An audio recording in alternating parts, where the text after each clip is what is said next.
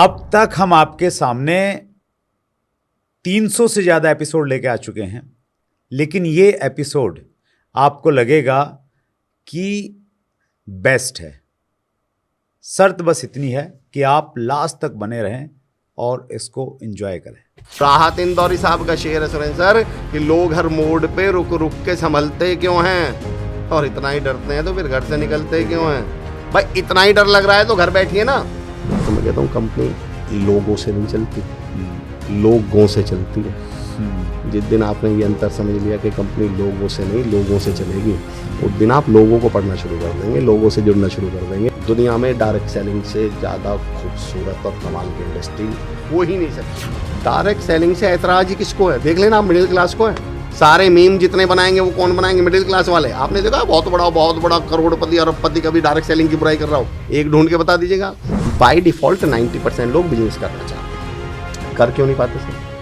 दोस्तों नमस्कार, आदाब, सत श्री अकाल। चैट विद सुरेंद्र वत्स के नए एपिसोड में आप सबका बहुत बहुत स्वागत है। आज फिर हमारे लिए एक खास दिन। बहुत उत्साहित है हमारी पूरी टीम, क्योंकि हम एक ऐसे व्यक्तित्व से आज मिलने वाले हैं जो इन दिनों सोशल मीडिया पे छाए हुए हैं। आप यूट्यूब पे जाइए, आप इंस्टा पे जाइए, आप फेसबुक पे जाइए, उनको आप ज़रूर पाएंगे। और मैं उनका बहुत बड़ा फ़ैन हूँ। बहुत लंबे समय से उनका कुछ ना कुछ कंटेंट मेरे सामने आ रहा था और मेरा बड़ा एक सपना था कि यार वो चैनल पे कैसे आ सकते हैं। अब मैं उनको जानता नहीं, कोई परिचय नहीं, तो कैसे आए। और जब आप किसी चीज़ को शिद्दत से चाहते हैं तो फिर पूरी कायनात आपकी सहायता करती है। इस चीज़ में बड़ा मेरा विश्वास है। और जब ये सब चल रहा था कि यार कॉन्टेक्ट कैसे निकाला जाए, मेरे पास हमारे एक साथी हैं जिनका मैंने पॉडकास्ट किया है, आपने शायद देखा होगा, नाम भी सुना होगा, सागर सिन्हा। तो सागर जी का मेरे पास में एक वॉइस नोट आया। उन्होंने बोला कि मेरे एक दोस्त हैं और उनकी इच्छा है आपके साथ पॉडकास्ट करने की, और मैं आपका नंबर भेज रहा हूं, तो एक बार आप देखना। तो उस समय भी मुझे उतना ध्यान नहीं आया, नाम से मैं उतना रिलेट नहीं कर पाया। और फिर जब नाम तो मैंने देखा, सागर सिन्हा जी ने भेजा है, फिर मैंने कहीं रिलेट किया और फिर जाके मुझे लगा वाह कमाल हो गया। मैं सुदेश के साथ बैठा था, वाइफ के साथ में, मैंने कहा कमाल हो गया। उन्होंने पूछा क्या, मैंने कहा देखो इनको तो हम सुनते ही हैं, अमर जी को, और सागर जी ने भेजा हुआ है। तो जी हाँ, मैं आपकी क्यूरियोसिटी को तो मैंने ब्रेक कर ही दिया है। तो आज हमारे मेहमान हैं, कॉर्पोरेट ट्रेनर हैं, बहुत सारी चीज़ों पे बातचीत करते हैं, लीडरशिप पे बातचीत करते हैं, और मैं उनको आधुनिक समय का बहुत बड़ा थिंकर मानता हूँ।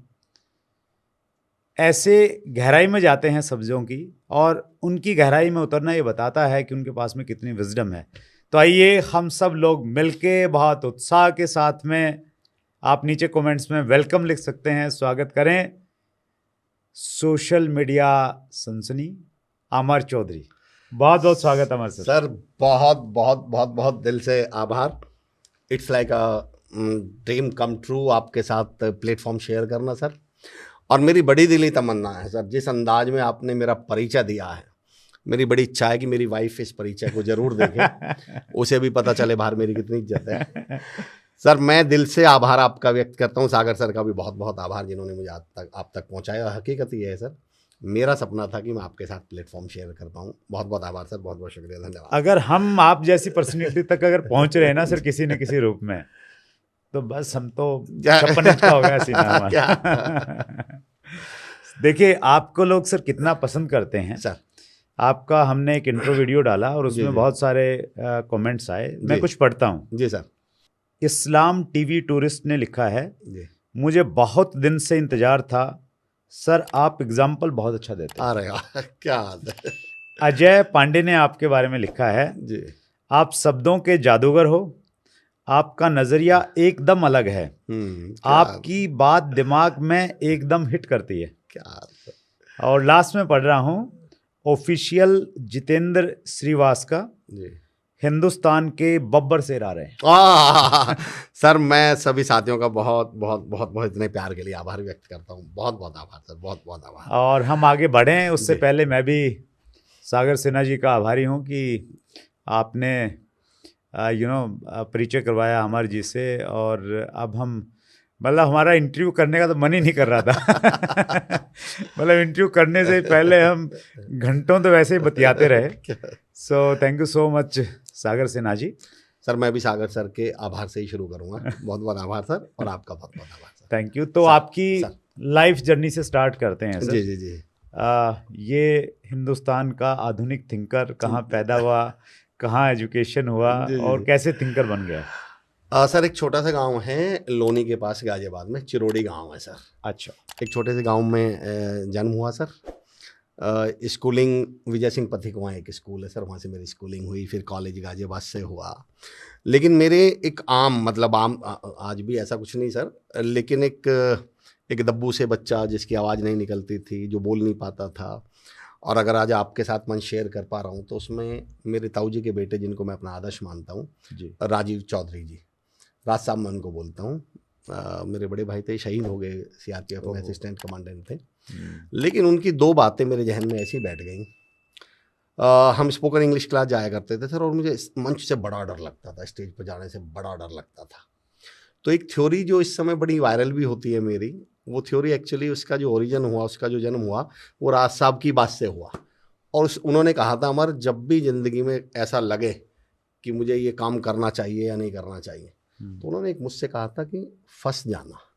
अच्छा, मतलब कर ला उस काम को। अब फंस जाओ थ्योरी क्या है, मैं यहीं से शुरू करता हूँ सर जी। तो जब भी कोई मुझसे पूछता है कि सर अगर आपकी ज़िंदगी में आप कोई एक मैसेज देना चाहते हो, आप कोई बात कहना चाहते हो कि हमें कामयाबी का सूत्र कोई देना चाहते हो, तो वो क्या होगा, तो उसको मैं कहता हूँ सर फंस जाओ। अब सुरेंद्र सर ये फंस जाओ थ्योरी है क्या? सुरेंद्र सर आपने तो खैर आलीशान मकान बनाया है, ये मैं देख रहा हूँ, कमाल का स्टूडियो, ऐसा स्टूडियो तो मैंने अभी देखा ही नहीं है। लेकिन सर जब आप इस घर को बना रहे होंगे, मैं अक्सर लोगों से भी पूछता हूँ कि कभी घर बनाया है क्या, बोले जी साहब।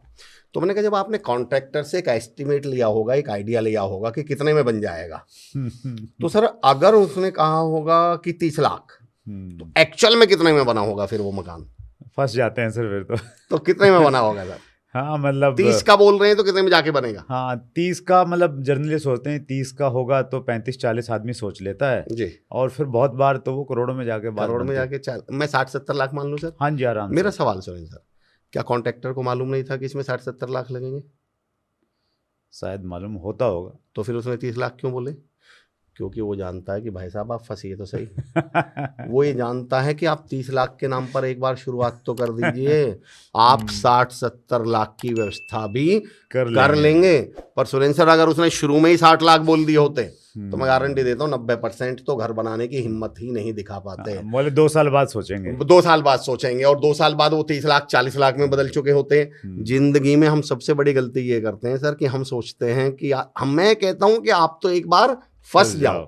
मैंने एक बार अपनी वाइफ से नीतू से कहा कि नीतू मैं जिम ज्वाइन कर लेता हूँ, तो फिर मैं अचानक मैं ही बोला कि नहीं रहने दो यार, 4-5 दिन जाऊँगा, पैसे बेकार जाएंगे।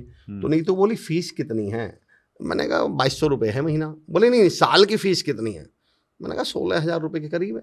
अब नहीं तो अंदर गई, 16,000 रुपये सर निकाल के लाई। उसने मुझे 16,000 रुपये दिए और बोली आप फीस जमा कराया हो।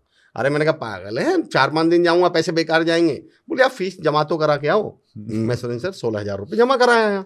2-4 दिन मैं जिम गया, छठे दिन वही हुआ जो होना था। मैंने 5वें दिन बोला नीतू आज तो मेरा जिम जाने का मन नहीं कर रहा। नीतू अंदर से स्लिप निकाल के लाई, 16,000 गए हैं। और वो 16,000 देख के सर एक बार तो मुझे भी लगा यार 16,000 गए। मैं बड़ा मन से मार के जूते पहन के ट्रैक सूट पहन के सर मैं गया जिम। 2-4 दिन बाद फिर मैंने नीतू से कहा नीतू मेरा जिम जाने का, नीतू अंदर से स्लिप लाई, 16,000 गए हैं। उसके बाद सर नीतू ने उस फोटोकॉपी को बड़ी फोटोकॉपी करा के बेडरूम के राइट साइड में लगा दिया।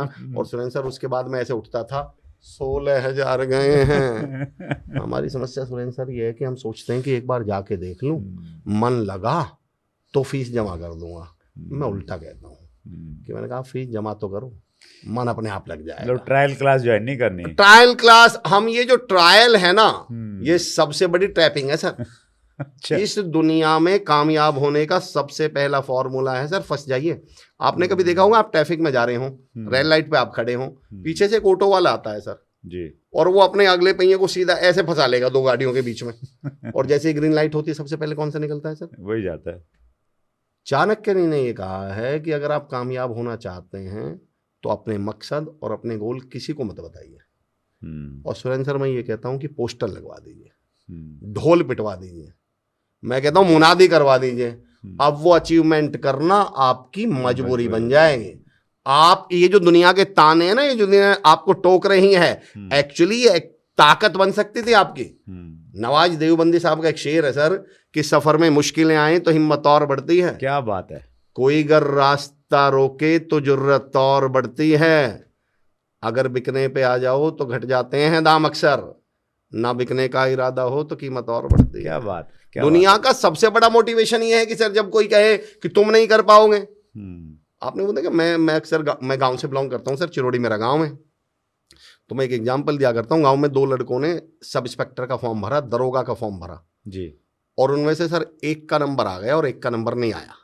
तो आप भी जिनसे सर बैकग्राउंड आपका भी हरियाणा का गांव का है जी, तो सर बताइए प्रैक्टिकली सर एक का नंबर आ गया और एक का नंबर नहीं आया, गांव वाले दरोगा जी कह के किससे बात करेंगे? जिसका आ गया, जिसका नहीं आया, जिसका नहीं आया, जिसका नहीं आया।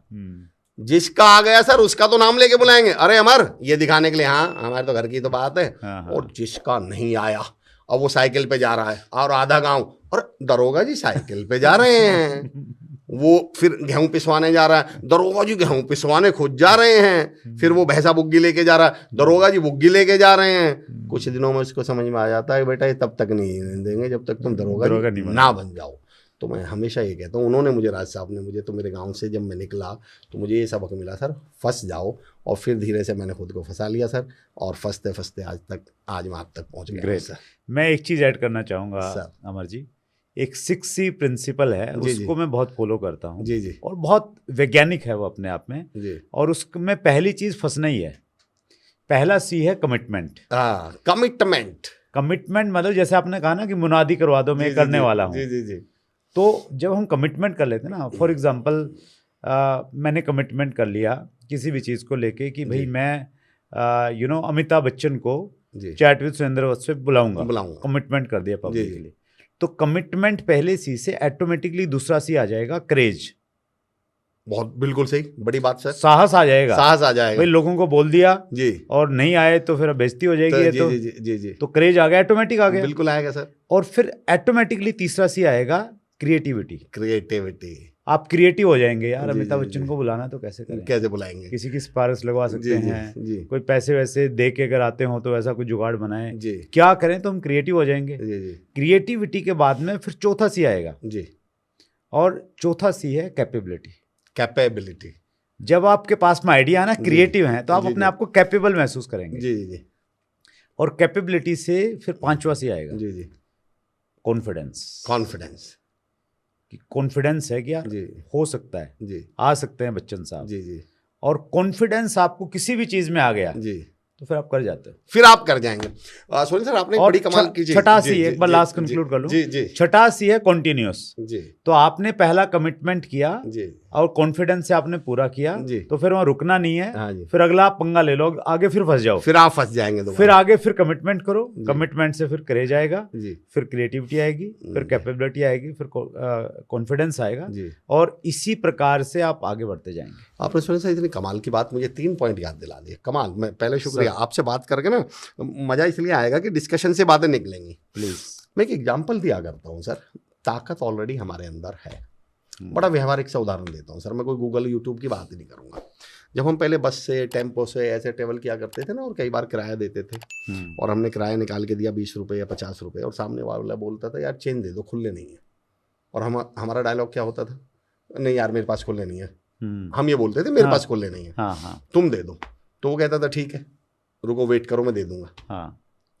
और अगर हमारा स्टैंड आने वाला हो और तब तक उसने जो कंडक्टर है उस पर खुले नहीं आए, तो हम बोलते थे भैया पैसे दो ना वापस, बोलता था यार खुले नहीं है तुम दे दो खुले। फिर हम जेब टटोलना शुरू करते थे, फिर हम मिल जाते थे सर, खुले वहीं थे सर। हमने टटोलने नहीं शुरू करे। वो जो आप करेज कह रहे हो ना, करेज हमारे अंदर है, पर क्योंकि कमिट नहीं किया तो कभी अंदर भी नहीं झांका, और झांका नहीं तो हमें कभी मिला नहीं। मैं कमाल का गांव वाला उदाहरण देता हूँ सर। गांव से सर हम लोग सब, गांव में आपने देखा होगा सर गर्मियों में जो हैंडपंप होते हैं, नल सूख जाती हैं कई बार, जैसे हम बोलते हैं पानी उतरना जी जी जी।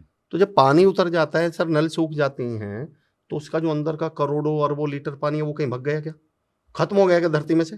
नीचे पर बाहर तो नहीं आ रहा सर। नहीं आ रहा। क्या करते हैं सर फिर हम गाँवों में, अगर आपको उसमें पानी डालते हैं, बाहर से एक लोटा पानी डालते हैं, और जैसे ही सर हमने बाहर से एक लोटा पानी डाला और ये बाहर का एक लोटा पानी नीचे के करोड़ों लीटर पानी से जाकर मिला, तो नीचे का करोड़ों लीटर पानी कहाँ जाता है सर? बाहर आता है। ये जो कमिटमेंट है ना सर, ये जो फंस जाना है, ये वही एक लोटा पानी है। क्या बात। हम एक्चुअली से एक लोटा पानी को नहीं डालते और उम्मीद ये लिए फिरते हैं कि एक दिन अंदर से निकल जाएगा पानी, क्योंकि हमें बताया भी ये गया ना कि अंदर से बदलो, अंदर से बदलो। मैं कहता हूँ ये जो बाहर का कमिटमेंट है ना, ये जो बाहर का फंस जाना है, ये वही एक लोटा पानी है। सब कुछ हमारे अंदर है, पर वो बाहर तब तक नहीं आएगा जब तक बाहर से फंसोगे नहीं, कमिट नहीं कर दोगे। मेरा एक थ्योरी है सर, एक किताब है मेरी बॉर्न अगेन, कमाल की किताब है। मैं देख रहा था सर जब आपके साथ बैठा था, तो मेरी किताब है sir born again. Born again, अच्छा। क्योंकि जीने का मतलब सिर्फ सांस लेना नहीं होता। और बड़े बड़े व्यवहारिक से टॉपिक है सर, उसमें एक टॉपिक है मुझे चर्चा पे याद आ गया, प्लीज। चालान कटवा लो। अच्छा, अभी चालान कटवा लो है क्या सर? हम सारी जिंदगी डरते हैं सर। हम घर से बाइक लेके निकले और डर किस बात का कि चालान ना कट जाए। तो आज का पूरा दिन हमने कैसे गुजारा है? घबरा घबरा के, डर डर के, छुप छुप के, क्योंकि हमें डर किस बात का है? चालान ना कट जाए। लेकिन सुरेंद्र सर थोड़ी देर सोचिए कि हम घर से निकले और 100 मीटर दूर ही पुलिस की चेकिंग चल रही थी और हमारा चालान 100 मीटर दूर ही कट गया। और चालान के बारे में एक नियम है सर कि अगर एक बार चालान कट गया तो अगले 24 घंटे सेम काम के लिए, सेम घटना के लिए, सेम गलती के लिए आपका चालान नहीं कट सकता। अब सोच के देखो सर कि एक बंदा घर से निकला और 100 मीटर दूर ही उसका चालान कट गया। अब बताइए सर पूरा दिन उसका एटीट्यूड कैसा होगा? राजा है फिर। 500 मीटर दूर फिर पुलिस की चेकिंग चल रही है, अब डरेगा वो नहीं, अब घबराएगा, अब वो बच बच के निकलेगा क्या? अब तो बल्कि वो पता भी किससे पूछेगा? पुलिस वालों से। हो भाई साहब गुड़गांव सेक्टर 109 जाना था भाई साहब। क्यों? क्योंकि चालान कट गया। अफसोस इस बात का है कि सर हम शुरुआत ही नहीं करते। हम उस चालान से इतना डरते, उस 100 रुपए के चालान से इतना, स्टेज पे आने को बोल दो तो डर लगता है हमें किसी से प्लान प्रेजेंटेशन के लिए बोल दो तो डर लगता है हमें किसी से खड़े होकर प्रेजेंटेशन देने के लिए बोल दो तो डर लगता है, हमें हर चीज़ से डर लगता है। इस बात से हमें ऐसा लगता है पता नहीं क्या हो जाएगा। मैं कहता हूँ कुछ नहीं होगा, बस एक बार आप चालान कटवा लो। अनुपम खेर साहब की एक लाइन मुझे बड़ी अच्छी लगती है सर कि भीगा हुआ आदमी बारिश से नहीं डरता। क्या बात है। आपने कभी नोटिस किया सुनिए सर, हम बाइक से या 2 व्हीलर से जा रहे हो और अचानक बारिश शुरू हो जाए तो हम जैसे ही बारिश शुरू होगी तो पहली कोशिश करेंगे कहाँ बचें, कुछ मिल जाए, रुकने के लिए कुछ मिल जाए।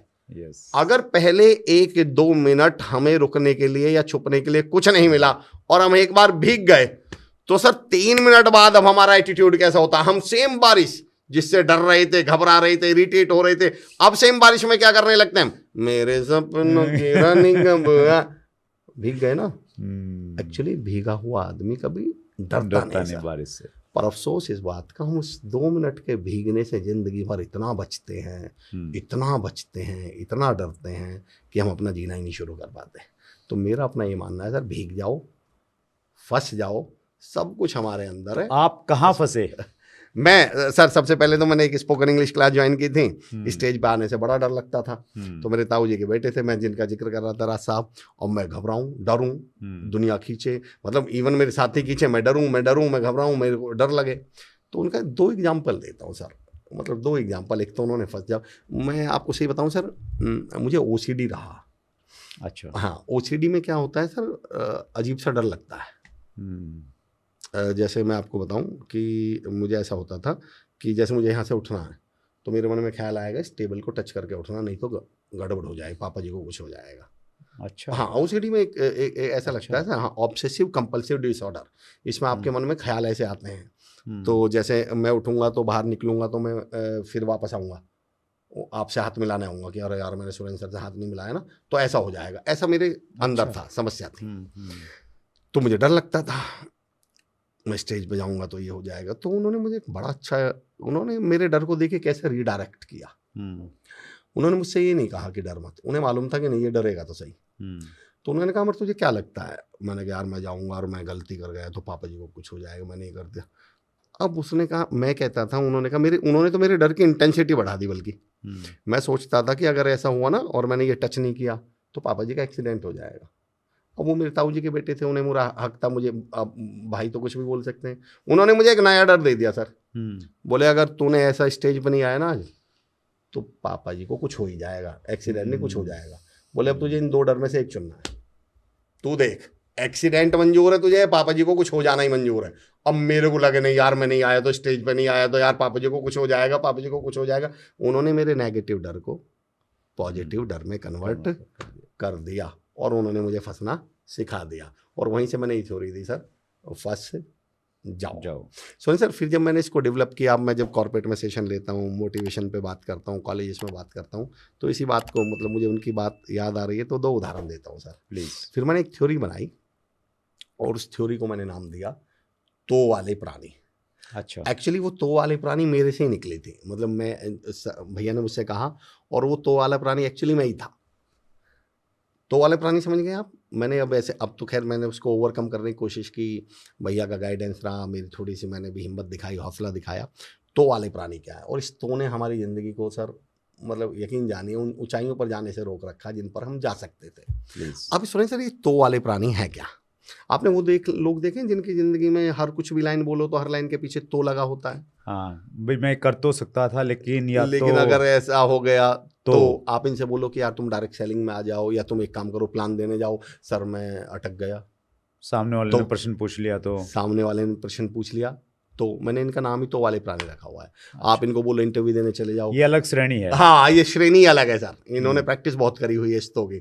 आप इंटरव्यू का बोलोगे सर मैं अटक गई, तो आप इनको प्लान प्रेजेंटेशन का बोलोगे सर मैं सामने वाले ने कोई सवाल पूछ लिया, तो आप इनसे बोलोगे अच्छा तुम अपनी टीम डेवलप कर लो, सर मैं टीम हैंडल नहीं कर पाया। तो मैं ऐसे लोगों से पूछता हूँ सर, जो ये तो वाले लोग होते हैं कि मैं इंटरव्यू गया फेल हो गया, तो मैंने बिजनेस किया मैं नहीं चला पाया, तो मैंने टीम बनाई मैं हैंडल नहीं कर पाया, तो मैं इन लोगों से पूछता हूँ तुम रात को सोए, सुबह सो के नहीं उठे, तो हम रास्ते में जा रहे हैं एक्सीडेंट हो गया, तो अभी हम यहाँ बैठे हैं मुझे अटैक आ गया, तो मर गए।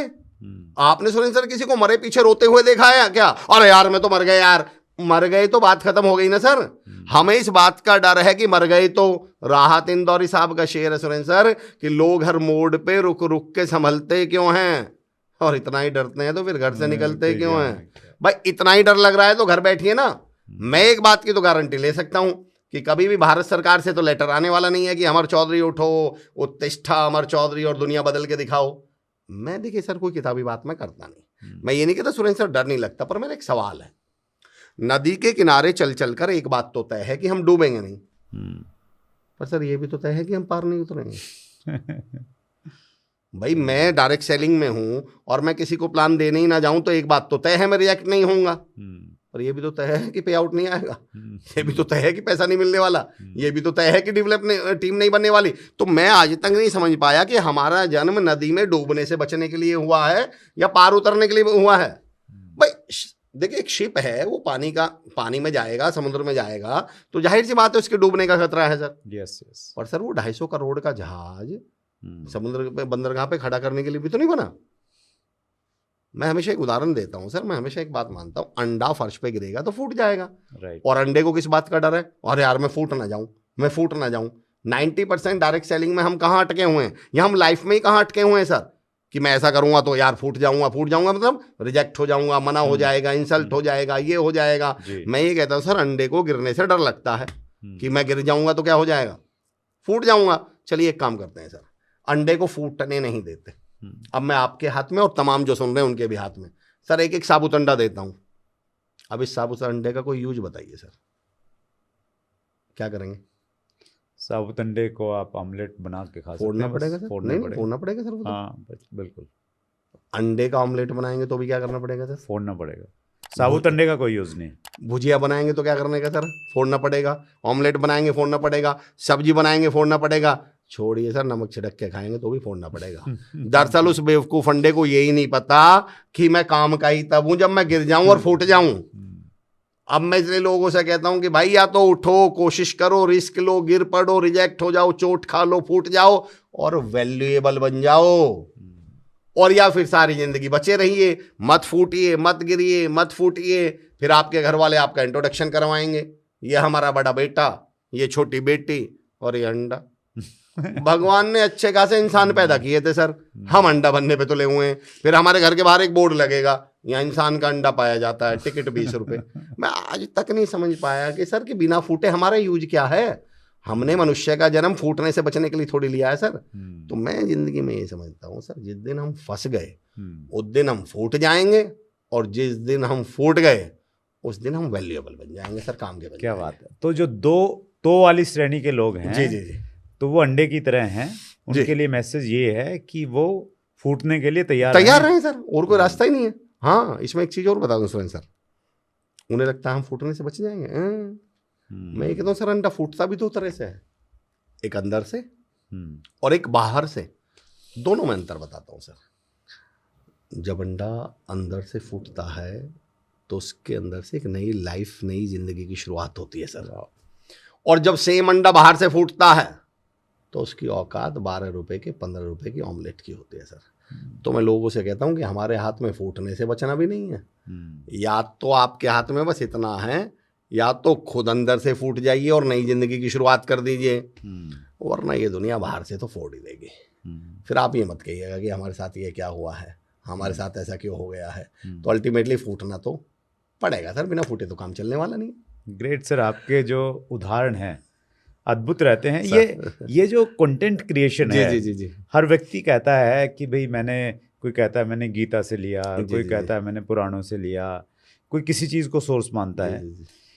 अमर चौधरी जी का क्या सोर्स है? अब भाई देखिए सर, बहुत विनम्रता पूर्वक एक बात कहूँ सर, कि किताबें रिसाले ना अखबार पढ़ना, मगर इस दिल को हर रोज एक बार पढ़ना। क्या बात। मेरा अपना एक नियम रहा है सर, मैं वो बात ही नहीं करता जो यूट्यूब या गूगल करते हैं। और मैं जब ट्रेनर्स को ट्रेन करता हूँ सर, मैं टीचर ट्रेनिंग और ट्रेनर्स को भी ट्रेनिंग देता हूँ। तो बल्कि इस पर तो मेरी एक ट्रेनिंग है सर, कि how to develop original content. अच्छा, क्या बात। वो जो अंदर झांकने वाली बात कही थी ना सुरेंद्र सर, चलिए मैं इससे कनेक्ट करके बताऊँ आपको प्लीज़। मैं चैलेंज के साथ कह सकता हूँ सर, कंटेंट हम सब डेवलप कर सकते हैं, सब क्रिएट कर सकते हैं, पर हमारी समस्या बताता हूँ क्या है। 2 लोगों को सर में दर्द हुआ सर जी। एक के घर के बिल्कुल जस्ट 100 मीटर दूर, 50 मीटर दूर मेडिकल स्टोर है, और दूसरा गांव में रह रहा मेडिकल स्टोर 10 किलोमीटर दूर है। दोनों की अप्रोच में अंतर बताइएगा सर, क्या होगी उसके ट्रीटमेंट की? हाँ, जिसके नज़दीक है तो जाएगा, दवाई लेगा तुरंत। सबसे पहले क्या लेगा? डिस्प्रिन लेगा, सर दर्द की दवाई ले लेगा। वो गांव में जो रह रहा है, जो दूर है 10 किलोमीटर दूर है, वो क्या करेगा शुरुआत में? वो थोड़ा इंतजार करेगा कि हो जाए, किसी से कहेगा हाथ दबा, सर दबा दो, किसी से कहेगा कपड़ा बांध दो, कोई कहेगा चाय बना दो, और हो सकता है कि उसको ट्रीट कर ले, सुबह तक ठीक कर ले जी। कंटेंट के मामले में हमेशा कहता हूँ सर, ये जो मोबाइल नाम का मेडिकल स्टोर है हम सबकी जेब में है। हमें लीडरशिप पे कंटेंट चाहिए, हमको स्ट्रेस मैनेजमेंट पे कंटेंट चाहिए। हम इस दिमाग का कष्ट ही नहीं करते, हम क्या करते हैं? लीडरशिप। अब तो एआई भी आ गए, आपने खुद को मौका ही नहीं दिया सोचने का। इतना शानदार दिमाग हम लेके बैठे हुए थे, हमने खुद के दिमाग को मौका ही नहीं दिया। 10 मीटर दूर मेडिकल स्टोर था, हमारे तो जेब में ही मेडिकल स्टोर है। मेडिकल स्टोर है मतलब हमें जो कंटेंट चाहिए यहाँ मिल जाएगा। मैं क्या करता हूँ सर, जब मुझे कोई थॉट या कोई आइडिया या कंटेंट चाहिए होता है, मैं मोबाइल से नहीं पूछता। मेरा एक फॉर्मूला है सर, DOG, डॉग। अच्छा, डी मतलब डोमेस्टिक। पहले मैं देखता हूँ कि यार मेरे आसपास कोई एग्जाम्पल दिख रहा है क्या, और जब मैं आसपास देखता हूँ तो मैं गारंटी देता हूँ सर, जिस दिन हम देखना शुरू कर देंगे उस दिन आपको आसपास दिख जाएगा। वो पैसे जो चिल्लर थी ना, वो सबके बटुए में है, वो देखने की जरूरत है आप उसको। एक उदाहरण देता हूँ सर, मैं फार्मा इंडस्ट्री में काम करता था कुछ समय के लिए। हालांकि मैं फार्मा बैकग्राउंड से हूँ नहीं, लेकिन बोलने की वजह से मेरे एक मित्र हैं, उनकी कंपनी थी, तो उन्होंने मुझे कुछ समय के लिए रखा था शुरुआत करवाने के लिए। तो मैं अपने एक कलीग के साथ डॉक्टर साहब के पास गया मिलने। हम वेटिंग में बैठे हुए थे, डॉक्टर साहब अंदर थे, तो वेटिंग होती है कि बाहर बैठे हुए हैं। तो मेरे उस कलीग ने मुझसे पूछा, जब आप आसपास देखना शुरू करेंगे, और ये उदाहरण सर लोगों की 90% वैसे भी दुख दूर कर देगा जो मैं देने वाला हूँ। तो उसने मुझसे पूछा, सर मुझे ही क्यों डांटते हैं, औरों से तो कुछ नहीं बोलते, मेरे ही पीछे पड़े रहते हैं, मुझ में ही कमियां निकालते हैं, मुझे ही डांटते रहते हैं, औरों से तो कभी कुछ नहीं कहते। तो पंखा चल रहा था सर, मैंने कहा अच्छा ये बताओ, ये पंखा साफ़ है या गंदा है? उसने ऊपर देखा, बोले सर ये तो साफ़ है। मैं खड़ा हुआ सर, और मैंने उसको स्विच ऑफ कर दिया, पंखे को बंद कर दिया। और जैसे ही पंखा धीरे धीरे रुक के, जैसे ही वो रुकने वाला था, तो एकदम ऊपर देख के बोला, जैसे ही वो रुका, और सर इसमें तो बहुत धूल है, इसमें तो बहुत धूल जमी हुई है। मैंने कहा यार थोड़ी देर पहले तो तुम कह रहे थे कि साफ है। अरे बोले सर उस समय तो ये चल रहा था। मैंने कहा मेरे भाई जब तक ये पंखा वो काम कर रहा है जिसके लिए इसको लाया गया है, तब तक इसकी धूल, इसकी गंदगी, इसकी कमी किसी को दिखाई नहीं देगी। पर जब ये पंखा वो काम नहीं कर रहा जिसके लिए लाया गया है, तो इसकी धूल और गंदगी दुनिया को दिखाई देगी।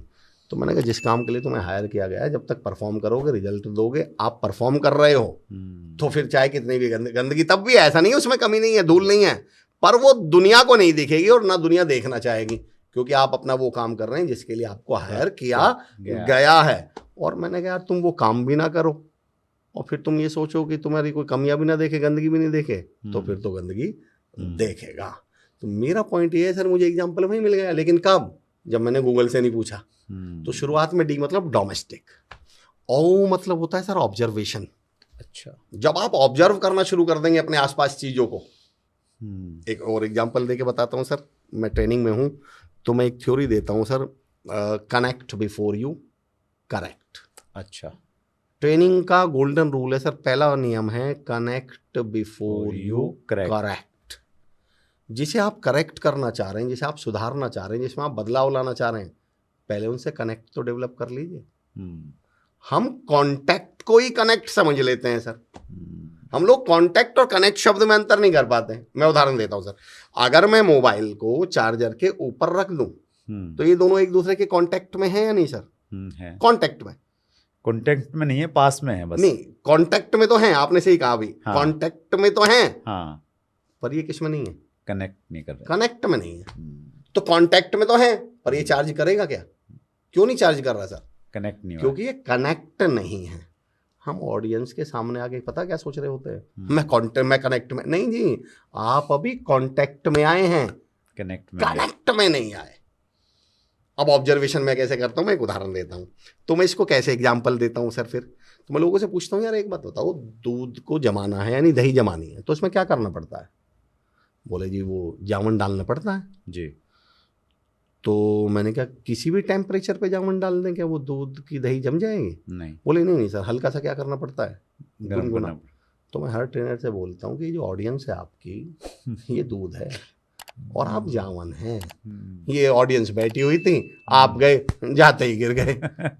अगर आपने ठंडे दूध में जामुन डाल दिया, अच्छा ठंडे दूध में जामुन डाल देंगे, फिर सारी रात दूध के पास बैठ के क्या कह रहे हैं, जम जा जम जा जम जा। मैंने यार दूध की दही का तो पता नहीं, पर दिमाग की दही जम जाएगी। और आपने जरा इसको गुनगुना कर लिया होता, थोड़ा इनसे कनेक्ट डेवलप कर लिया होता, थोड़ा इनसे जुड़ गए होते, उसके बाद अगले 6 घंटे की जो ट्रेनिंग थी ना, ये चार्जर एक बार कनेक्ट हो गया होता तो चार्ज अपने आप कर देता। दूध में सही टेम्परेचर पर जावन लगाने के बाद बताइए जमाने वाले का क्या रोल है सर? कुछ नहीं करना। अब आपको सो जाना था, पर अफसोस आपने वो शुरुआत में ही गड़बड़ कर दी। तो कनेक्ट, अब ये मुझे एग्जाम्पल कहाँ से मिल गया सर? दूध से मिल गया, दही से मिल गया, क्योंकि मैंने क्या करना शुरू किया, ऑब्जर्व करना। और जी का मतलब होता है सर गूगल। अब जब यहाँ दोनों से ना मिले, अच्छा, तब गूगल से पूछ लीजिएगा, DOG। पर मैं गारंटी देता हूँ सर, 1 महीने प्रैक्टिस कर लीजिए, मैं लिख के दे सकता हूँ आपको, गूगल तक जाने की जरूरत नहीं पड़ेगी। एक फ़ायदा और होगा सर, कल ही मैं एक आर्टिकल पढ़ रहा था कि AI का यूज करने की वजह से लोगों की याददाश्त कमजोर हो चुकी है और सोचने की क्षमता खत्म हो गई है। आप जिसे बहुत बड़ा टूल मान के बैठे हैं, वो 4 साल बाद आपको सोचने लायक भी नहीं छोड़ेगा। Very true.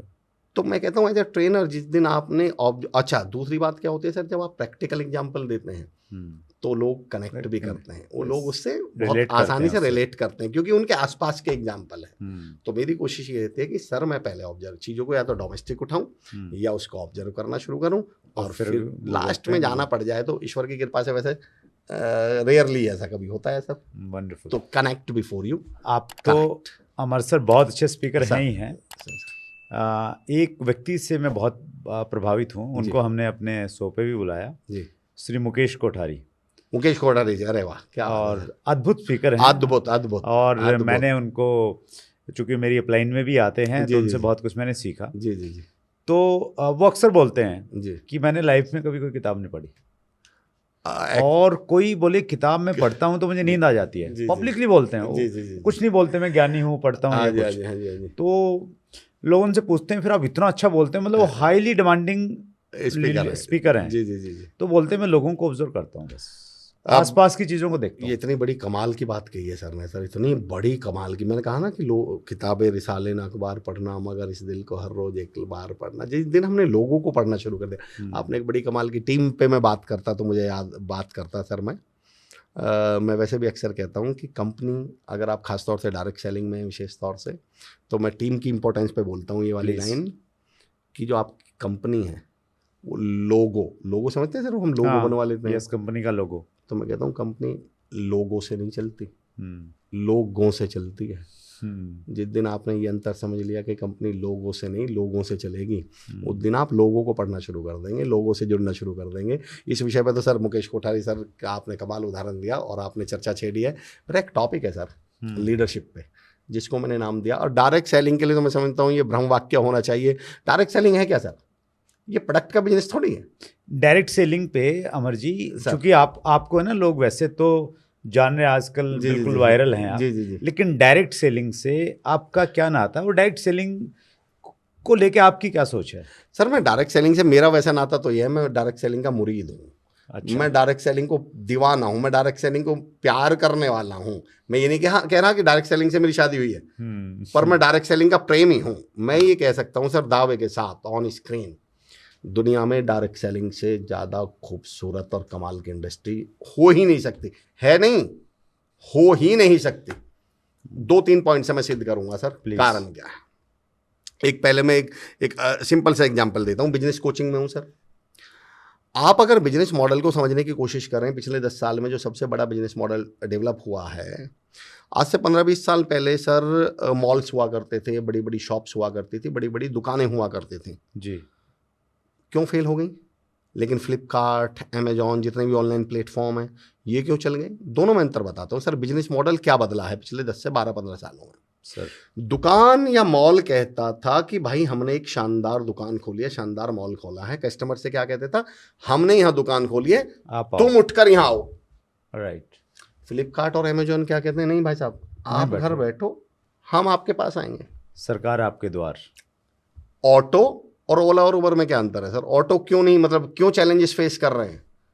ऑटो वाला ये कहता है कि तुम अपने घर से 300 मीटर दूर अपने 2.5 साल के बच्चे को गोद में लटका के, एक सूटकेस हाथ में लेके, वाइफ साथ में चल रही है, तुम गर्मी में 42 डिग्री टेम्परेचर में, तुम 300 मीटर दूर आओ मेरे पास। और ओला और उबर क्या कहती है सर? हम भेजेंगे, हम आ रहे हैं भाई साहब, आप घर बैठिए, हम आपके पास आ रहे हैं। स्विगी और जोमेटो क्या कह रहा है? भाई साहब आप घर बैठिए, हम आपके पास। बिजनेस वो चलेगा सर जिसका करने वाला चलेगा। क्या बात। लेकिन सुरेंद्र सर, जो मैं कहना चाह रहा हूँ वो सुनिए।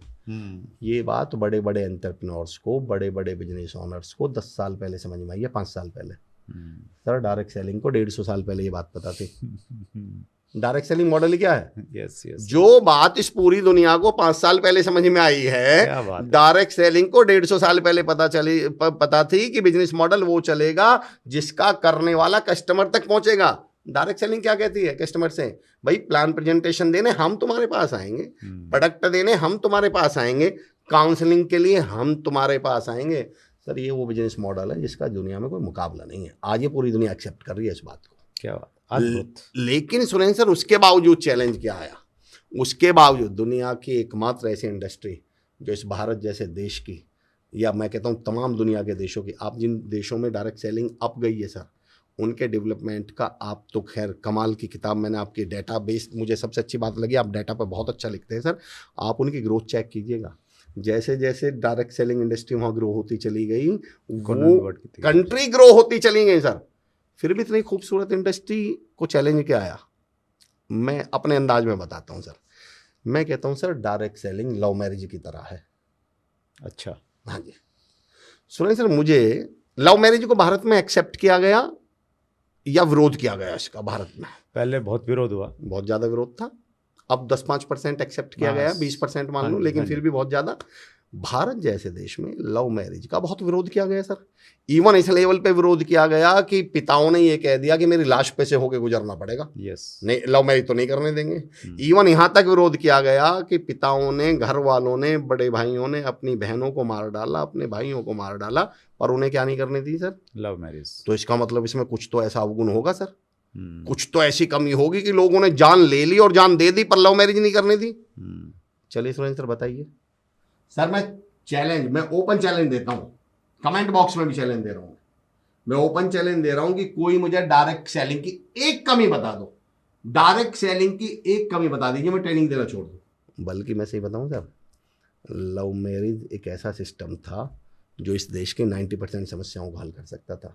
जात पात खत्म कर सकती थी लव मैरिज या नहीं? Yes yes. धर्म की लड़ाई खत्म कर सकती है या नहीं? भेदभाव। सबसे बड़ी बात बताता हूं सर, वो पिता जो शादी के बाद अगले 20 साल तक कर्ज उतारने में अपनी हड्डियां खपा देते हैं, खेत बेचने पड़ जाते हैं दहेज देने के लिए, लोगों से दुनिया से उधार लेना पड़ता है, घर के सोने गिरवी रखने पड़ जाते हैं, और फिर अगले 20 साल तक वो परिवार की रीढ़ की हड्डी कभी दोबारा वापस नहीं हो सकती। इतनी खूबसूरत चीज का देश में विरोध किया गया है। और खासतौर से, अच्छा एक बात और बताइए सर, विरोध ज्यादा किसने किया, मिडिल क्लास ने या पैसे वालों ने?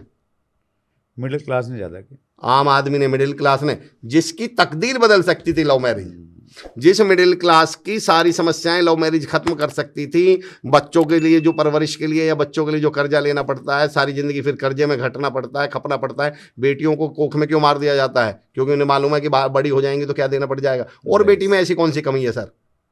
लेकिन इतनी खूबसूरत चीज को भी इस देश में एक्सेप्ट नहीं किया गया। और मैं जो सुरेंद्र सर, जहां अब लाइटर नोट पे कहूंगा, पर मैं चाहता हूं कि उस बात को समझें कि लव मैरिज को एक्सेप्ट क्यों नहीं किया गया। लव मैरिज का एक्चुअल में विरोध, आप जो इज्जत वाली बात कर रहे थे, सारे पैसे वालों के बच्चे लव मैरिज कर लेते हैं। अंबानी की कोई इज्जत ही नहीं है, अमीरों की कोई इज्जत ही नहीं है, सारी इज्जत ही किसकी अटकी हुई है? और मिडिल क्लास के अट जाएगा, हमारी इज्जत का सवाल है। ये मिडिल क्लास ने इतना विरोध क्यों किया? अब सुरेंद्र सर, मैं असलियत में जहां इस पॉइंट को लाना चाह रहा हूं, लव मैरिज का एक्चुअल विरोध पता है सर किसने किया था? टेंट वालों ने। क्या बात कर रहे हो? इसे एक्सेप्ट किसने नहीं होने दिया? कैटरिंग वालों ने। इसे एक्सेप्ट किसने नहीं होने दिया? बैंड बाजा वालों ने। बताइए क्यों? इन्हें मालूम था कि अगर इस देश ने लव मैरिज एक्सेप्ट कर ली, तुम्हारे धंधे बंद हो जाएंगे, कंटेंट लगवाएगा, ये तो 2 लोग 10 लोगों में तो शादी हो जाएगी, कोर्ट मैरिज तो 2500 में हो जाएगी। कैटरिंग वालों ने, टेंट वालों ने, बैंड बाजे वालों ने। अब सुनिए सर, भारत में डायरेक्ट सेलिंग इंडस्ट्री जो इस देश की तकदीर बदल सकती थी, इसे एक्सेप्ट किसने नहीं होने दिया? ट्रेडिशनल बिजनेस वालों ने।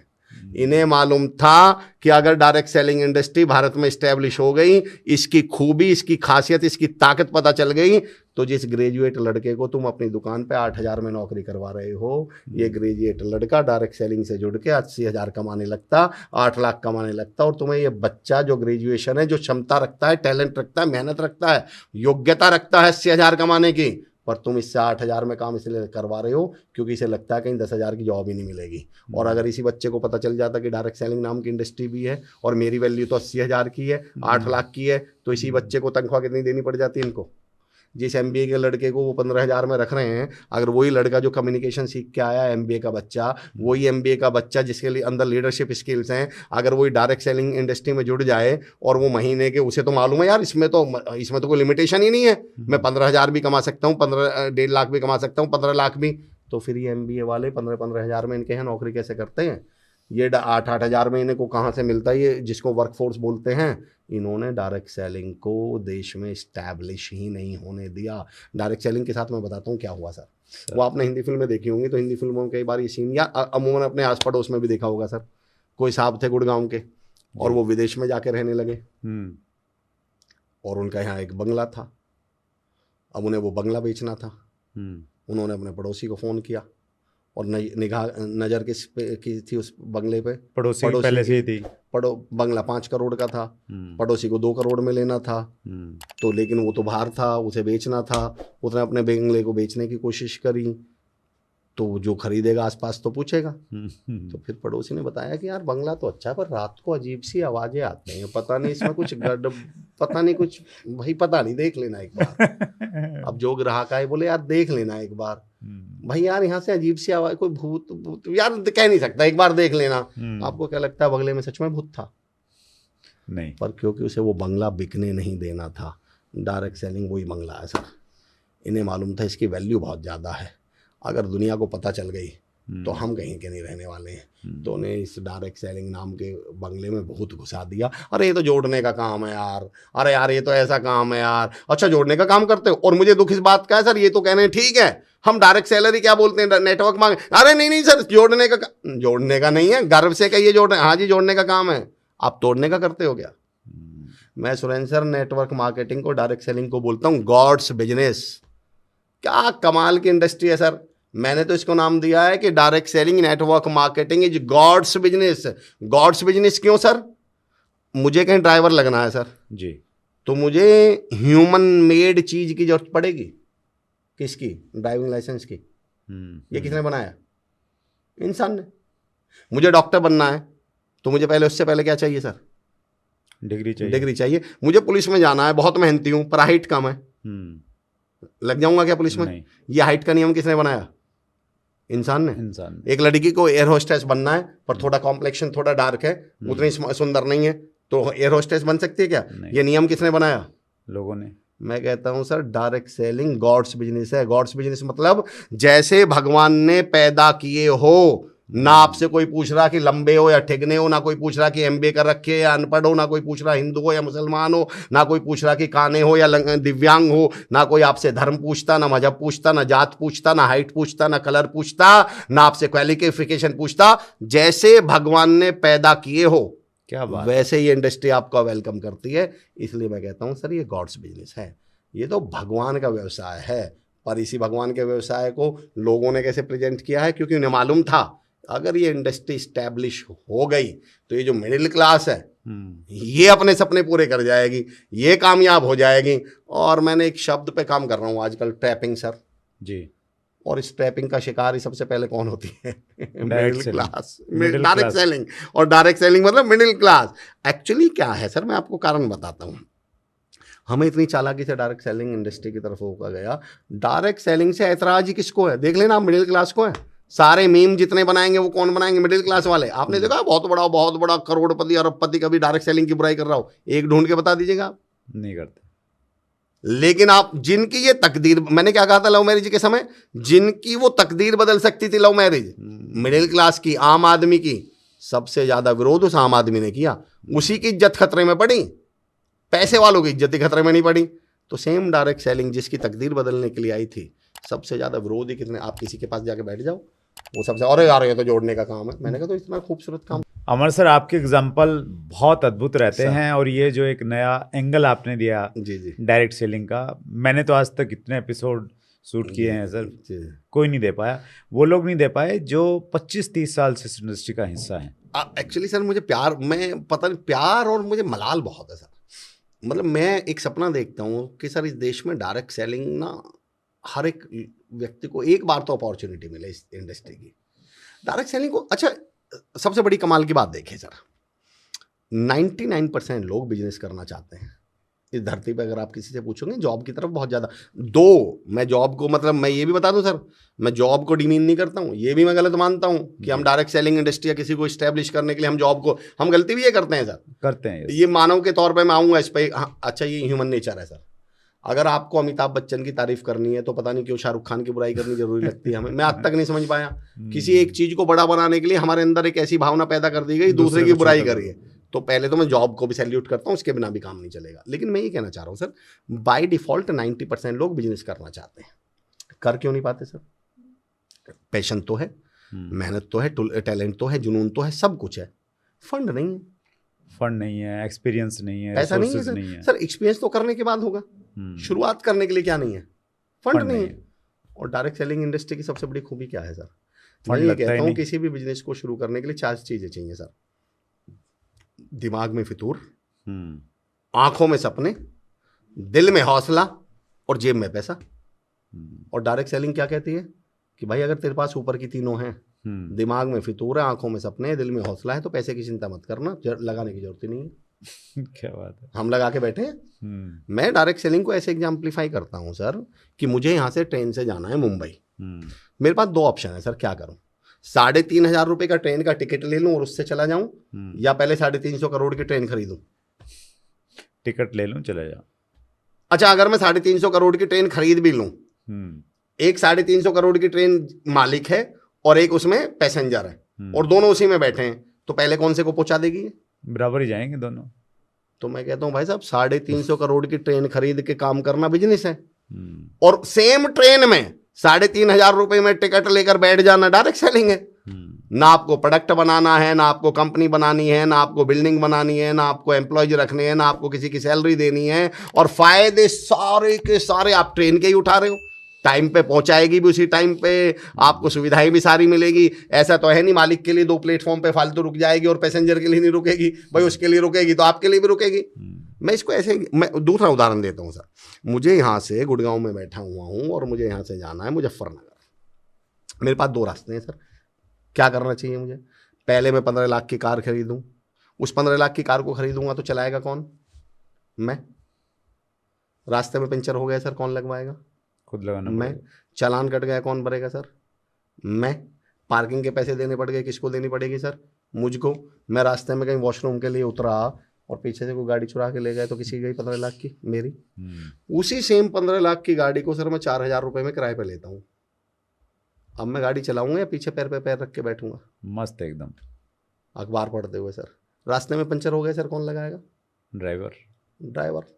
चालान कट गया सर, कौन भरेगा? हम तो बाबूजी बने बैठे हैं, हमने तो किराए पे लिए, कौन भरेगा? और रास्ते में अगर चोरी हो गई तो हमें तो उतर के एक ही लाइन बोलने, भाई साहब, और दूसरी बस को हाथ दे के बैठ के निकल लेंगे। तो मैं कहता हूँ 15 लाख की कार को 4,000 में किराए पर लेकर उसका पूरा यूज करना ही तो डायरेक्ट सेलिंग है।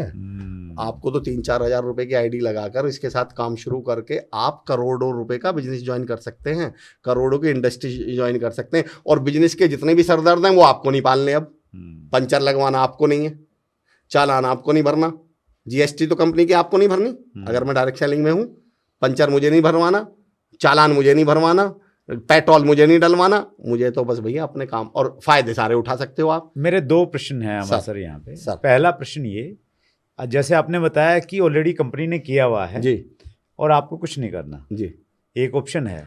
अच्छा, जब मैं कुछ नहीं कहूंगा तो मैं डिफाइन कर दूंगा बाद में। नहीं, मतलब कुछ नहीं करना मतलब इन्वेस्टमेंट नहीं करना, इन्वेस्टमेंट दूसरी चीजें हाँ जी, हाँ जी। वो जो आपने 3 चीजें बताई ना कि भाई वो आंखों में सपने वो चाहिए, उसके बिना काम नहीं चलेगा। तो उसके बावजूद भी बहुत सारे लोग ऐसा सोचते हैं कि यार मैं अपनी कंपनी बनाता हूँ, मैं अपनी कंपनी बनाता हूँ, अपनी डायरेक्ट सेलिंग की कंपनी बनाता हूँ, ठीक है सर, और मैं वो मतलब वो 250 करोड़ की ट्रेन लेता हूँ और फिर मैं आगे जाता हूँ। तो उसको आप किस रूप में देखते हैं? वो करना चाहिए, नहीं करना चाहिए? करना चाहिए तो कैसे, किन लोगों को करना चाहिए? मुझसे प्रैक्टिकल जवाब मांग रहे हैं सर इसका? बिल्कुल प्रैक्टिकल, आप उसी चीज़ के लिए जाने जाते हैं। मैं प्रैक्टिकल जवाब देता हूँ सर। मैं ट्रेनर्स के लिए ज़्यादातर बोलता हूँ इस बात को, ट्रेनर्स के लिए, कि ट्रेनर में और भगवान में एक ही अंतर होता है कि भगवान खुद को कभी ट्रेनर नहीं समझता। अच्छा, ट्रेनर बहुत जल्दी क्या समझ लेता है खुद को? भगवान समझने लग जाता है। एक्चुअली हर होटल के शेफ के मन में पता है क्या चल रहा होता है सर? कि ये तो होटल मेरी वजह से चल रहा है। भाई मैं शेफ हूँ, लोग खाने की भाई तारीफ किसकी करेंगे? खाने की तो करेंगे। उसे लगता मेरी दाल मखनी बिक रही है, मेरा चना मसाला बिक रहा है, मेरा जो ये पनीर बना रहा हूँ ये बिक रही है। फिर वो कहता अब होटल में ही खोलूंगा। 8 महीने बाद पता चलता है कि भाई साहब शेफ होना और होटल का मालिक होना दोनों अलग अलग बात है। देखिए मैं ये नहीं कहता कि खोलिए मत, पर एक टर्म है सर एंटरप्रेन्योरशिप। इससे पहले एक टर्म आती है Surendra sir, that is called intrapreneurship. अच्छा, इंट्राप्रेन्योरशिप। इंट्राप्रेन्योरशिप क्या है? उससे पहले एक वर्ड पे आ जाऊँ मैं, सेल्फ असेसमेंट। मेरा से कोई पूछेगा तो मैं तो सजेशन, पहली बात तो मना करूंगा कि अगर 250 करोड़ की ट्रेन का 2,500 का टिकट लेके आप सारा फायदा उठा पा रहे हैं तो मैं तो कहूंगा कि भाई बिल्कुल गलती मत कर देना, इस चक्कर में पड़ मत जाना। लेकिन फिर भी अगर आपको ऐसा लगता है कि नहीं तो मैं तो 250 की लेके 2,500 की बना दूंगा, तो मेरे कहने से बस एक काम कर लीजिए। एक टर्म है सर एंटरप्रेन्योरशिप से पहले एंट्राप्रेन्योरशिप। एंटरप्रेन्योरशिप डिफाइन करूं उससे पहले मैं सेट करके एक थ्योरी है जी, सेल्फ असेसमेंट टेस्ट जी। सेल्फ चेक कर लीजिए, कुछ खुद से कुछ सवाल पूछ ली। मैंने थोड़ी देर पहले कहा था कि किताबें रिसाले ना अखबार पढ़ना, मगर इस दिल को हर रोज एक बार पढ़ना। कुछ सवाल जितने हम दुनिया से पूछते हैं ना सर, उससे पहले खुद से पूछ लीजिए। सेल्फ असेसमेंट पे एक उदाहरण देता हूँ सर, और फिर मैं उसको डिफाइन करूँगा मैं कहना क्या चाह रहा हूँ। एक लड़का, सेल्फ असेसमेंट है क्या? एक लड़का एक दुकान पे गया सर, और दुकान से उसने एक फ़ोन किया। पहले STD-PCO हुआ करते थे, STD-PCO से एक फ़ोन करा, उधर से एक मैडम ने फ़ोन उठाया। लड़का बोला मैडम मुझे अपने यहाँ माली रख लो। मैडम बोली नहीं यार मेरे यहाँ तो माली है। लड़का बोला मैडम उसे हटा दो, मुझे रख लो। मैडम बोली नहीं, मेरा माली बहुत अच्छा है, मैं नहीं हटाऊंगी। लड़का बोला मैडम मुझे 100 रुपये कम दे देना सैलरी पर, मुझे रख लो, उसे हटा दो। मैडम बोली नहीं, मेरा माली बहुत बढ़िया भाई, मैं नहीं हटाऊंगी, मेरा माली तो बहुत अच्छा है। लड़का बोला मैडम मैं लंच भी घर से ही ले आया करूंगा, मैं लंच भी नहीं करूंगा आपके घर, मुझे मैडम बोले नहीं, मेरा माली बहुत अच्छा है, मैं नहीं हटाऊंगी। और मैडम ने फोन काट। और ये सारी बातें वो दुकान वाला सुन रहा था, सर दुकान का ओनर। उसे लड़के पर बड़ा तरस आया। वो लड़के से बोला बेटा तुझे इतनी दिक्कत है, जॉब इतनी जरूरी है, इतनी परेशानी है, तो तू एक काम कर, मेरे यहाँ नौकरी कर ले। लड़का बोला कैसी नौकरी, काहे की नौकरी? दुकानदार बोला यार तू अभी तो वहां माली की नौकरी मांग रहा था, गिड़गिड़ा रहा था। सर लड़के का जवाब सुनिए। बोला उस मैडम के घर माली मैं ही हूँ। अच्छा, मैं तो ये चेक कर रहा था कि मैडम मेरे काम से संतुष्ट हैं भी या नहीं है, मैं अपना काम ईमानदारी से कर भी रहा हूँ या नहीं कर रहा हूँ, मैं परफॉर्म कर भी रहा हूँ या नहीं कर रहा हूँ। कल को ऐसा तो नहीं होगा कि कोई 100 रुपये कम वाला आएगा और मैडम मुझे हटा देंगी। ये जो दुनिया से तुझको इतना गिला है, ये बता तूने दुनिया को क्या दिया है। ये जो हम सारी दुनिया से गिला कर रहे हुए बैठे हैं ना सुरेंद्र सर, पहले एक बार क्वेश्चन अपने आप से भी पूछ लीजिए कि जो मुझे मिला है, मैं माफी के साथ एक उदाहरण दे रहा हूँ सर, हर लीडर को एक सवाल ये तो पूछ लेना चाहिए कि अगर मैं इस इंडस्ट्री और प्लेटफॉर्म को साइड हटा दूं और मैं इतना ही टैलेंटेड रहूं जितना हूं, सच में उतना कमा लेता जितना कमा रहा हूं। बहुत गरीब, टैलेंट भी उतना ही है सर, मेहनत भी उतनी है, लेकिन उतना कमा लेता जितना टैलेंट। मैं एक टॉपिक पे आऊँगा सर, अगर मुझे अगला क्वेश्चन मुझे ध्यान रहा कहाँ, तो मैं ये कहूँगा सर, पहली बात तो मैं मना करूँगा, लेकिन उसके बावजूद भी आपको लगता है मैं औरों से अलग हूँ, तो मेरी रिक्वेस्ट ये है सेल्फ असेसमेंट कर लीजिए। और सेल्फ असेसमेंट किस चीज़ पर सर? मैंने कहा एक एंटरप्रेन्योरशिप होती है सर, एक होती है इंट्राप्रेन्योरशिप। दोनों में अंतर बता देता हूँ क्या होता है जी। एंटरप्रेन्योरशिप का मतलब होता है जब आप अपना इन्वेस्टमेंट करते हैं, अपना पैसा लगाते हैं और फिर किसी बिजनेस को शुरू करते हैं। राइट। मैं हमेशा लोगों को एक सलाह देता हूँ, क्योंकि sir being into business coaching, being into sales, leadership, तमाम लोग इस तरह के सवाल पूछते हैं। तो मैं पूछता हूँ अगर आप कहीं एम्प्लॉय हैं और आपको लग रहा है मुझे खुद की कंपनी खोल लेनी चाहिए, तो मेरे कहने से 1 साल उसी कंपनी में एंटरप्रेन्योरशिप करिए। बोले जी ये क्या होती है? मैंने कहा जब आप एम्प्लॉय के तौर पर काम करें पर पूरे 1 साल ये चेक करिए क्या आपके अंदर मालिक वाले गुण हैं, क्या आपके अंदर बिजनेस ओनर वाले गुण हैं, क्या 9 बजे के ऑफिस में आप 8:45 पहुंचने की ताकत रखते हैं, क्या 6 बजे के ऑफिस बंद होने के बावजूद 9:30 बजे तक रुक सकते हैं, क्या आप जब बाहर निकलते हैं तो ये चेक करके निकलते हैं कि लाइट खुल तो नहीं रही, मेरा कंपनी का नुकसान तो नहीं हो रहा है, क्या आप अपने एम्प्लॉय का ख्याल रखते हैं, क्या आपको इस बात की भी फिक्र रहती है कि मेरी जो कंपनी का पियोन है या जो ऑफिस बॉय है उसके घर में कोई बीमार है तो चलो एक बार फ़ोन करके पूछ लूँ। मैंने कहा जिस दिन आपको लगे कि ये सारे गुण, सारी खूबियाँ आपके अंदर हैं, तो मैंने कहा उसके 1 साल बाद आप कर लेना। पर मैंने कहा ईश्वर ने चाहा तो 16वें दिन तुम खुद कह दोगे ना भाई मैं सही कर रहा हूँ, ज़्यादा फालतू की सोचने की जरूरत है नहीं मुझे।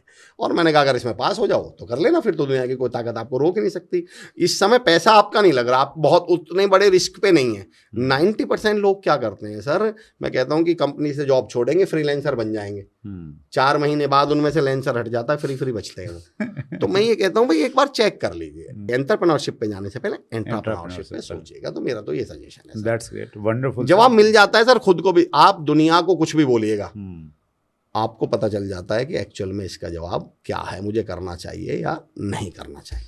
बहुत सारे लोगों को अमर सर आपका एक नया रूप देखने को मिला, क्योंकि आपके जो वीडियो ज़्यादा हैं वायरल जी, तो वो आम चीज़ों को लेके हैं जो प्रैक्टिकल एग्जांपल देखते हैं, लेकिन डायरेक्ट सेलिंग की कितनी गहराई आप में है उसकी एक छोटी सी झलक आज आपने हमारे व्यूअर्स को दी है। और समय की चूंकि लिमिटेशन है तो अगले इंटरव्यू में हम लोग इसमें थोड़ा और डिटेल में बातचीत करेंगे, थोड़ा गहराई में जाएंगे। इस इंटरव्यू को हम यहीं समाप्त करना पड़ेगा। कुछ आप कहना चाहते हैं? सर मैं आपका आभार व्यक्त करना चाहता हूं और मैं उम्मीद करता हूं कि ये इंडस्ट्री एक दिन आने वाले समय में, जिसमें आप तमाम लोग हैं जो आपकी पीढ़ी है सर, मैं ये मानता हूँ कि लाए हैं तूफान से कश्ती निकाल के, और मैं विशाल भाई और जो आने वाली पीढ़ी है उनसे अगली लाइन कि इस देश को रखना मेरे बच्चों संभाल के। आप लोगों ने अपना खून पसीना इस इंडस्ट्री को दिया है। आप तमाम जितने बड़े नाम हैं इस समय, आप और तमाम, मैं नाम लूँगा तो कुछ ले पाऊँगा कुछ नहीं ले पाऊँगा, पर मैं तमाम उन लीडर्स को सैल्यूट करता हूँ जो इतने मुश्किल दौर से, शुरुआती दौर से, जब तो बच्चा भाई भारत में आए हुए 25, 26, 27, 28 साल मान लीजिए सर, बिल्कुल सही, यानी अभी तो बच्चा जवान हुआ है, यानी जब बच्चा जवान नहीं होता, पालने पोषने की जिम्मेदारी तो माँ बाप की थी ना, तो आप लोगों ने इसको पाल पोष के इतना बड़ा किया है। और यकीन जानिए इंडस्ट्री पर हाँ, आप लोगों को एक बात के साथ सैल्यूट करूँगा, आप तमाम लोगों को। लेकिन सच्ची बात यह है सर, मैं अक्सर लीडरशिप में एक बात बोलता हूँ कि किसी भी पेड़ के नीचे बैठकर पसीना सुखाने का मजा 100 गुना तब बढ़ जाता है जब उस पेड़ के बीज से पेड़ बनने में पसीना भी आपका लगा हो। क्या बात है। तो ये आप तमाम उन लीडर्स को सैल्यूट करते हुए मैं इस एपिसोड के ख़त्म की तरफ चलूँगा जिन्होंने इस डायरेक्ट सेलिंग नाम के बीज को पेड़ का रूप दिया है। आगे खाद पानी देने का काम आने वाली पीढ़ी करेगी, मुझे ये पूरी उम्मीद है सर। That's great sir. जितना हमने किया उससे कहीं ज़्यादा आप जैसे लोगों ने किया है, जो इसकी वकालत करते हैं। हाँ, वकालत तो मैं तो बिल्कुल सर, मेरा बस चले ना, मेरी दिली तमन्नाओं में से एक है सर कि मैं कभी एक टूर पे या मतलब ऐसे मिशन पे निकलें। मैं तो कहता हूँ कि आइए ना, हमसे बात करिए डायरेक्ट सेलिंग के बारे में। आप किसी भी चीज़ के बारे में, मतलब आप हम शक्ल के बारे में बात करके चलिए, आप कह रहे तो अगले एपिसोड में हम बात करेंगे। तो मैं तो जब कोई बोलता है सर वो नेटवर्कर फेल हो गए, मैं लिख के मैं कहता हूँ मैं साइन करके दूंगा, इस धरती पर अगर कोई नेटवर्कर फेल हो जाए तो ट्रेनिंग देना छोड़ दूंगा, मैं इसकी वकालत करना छोड़ दूंगा। अरे बोले सर कैसी बात कर रहे हो, लाखों लोग फेल हुए हैं। मैंने कहा नहीं, फिर वो नेटवर्कर नहीं थे, वो झोला छाप नेटवर्कर थे। अब ये झोला छाप नेटवर्कर क्या है, कभी मौका मिला तो इस पर बात करेंगे सर। नहीं, बिल्कुल, बहुत जल्दी करेंगे और आपको बहुत मज़ा आ रहा होगा, क्योंकि मुझे बहुत मज़ा आ रहा है। लेकिन समय की एक लिमिटेशन है, तो बहुत जल्दी मतलब कब आएंगे अमर चौधरी, उसके लिए बस आपको इतना करना पड़ेगा। चैनल को सब्सक्राइब नहीं करना है तो अभी कर लीजिए, बेल आइकन दबा दीजिए ताकि आपको इन्फॉर्मेशन मिल जाए। आप सबके प्रिय और हिंदुस्तान के नए थिंकर अमर चौधरी जी कब चैट विद सुरेंद्र वत्स पे आएंगे। दिल की गहराई से अमर सर दिल से आभार सर, मैं बहुत आभारी सर, बहुत आभार सर। थैंक यू, बहुत थैंक यू सर। सो जैसा मैंने कहा था कि आज हमारे लिए एक बड़ा दिन होने वाला है, और बिल्कुल अगर अंत तक आप अभी तक यहाँ पे इस एपिसोड को देख रहे हैं तो आपको महसूस हो गया होगा कि यस, वास्तव में आज हमारे लिए बहुत बड़ा दिन था। बहुत जल्दी अमर चौधरी जी फिर आपके बीच में होंगे। अब मुझे इजाज़त दीजिए, अगले मंगलवार को रात्रि 8 बजे फिर आपसे मुलाकात होगी। बहुत बहुत धन्यवाद।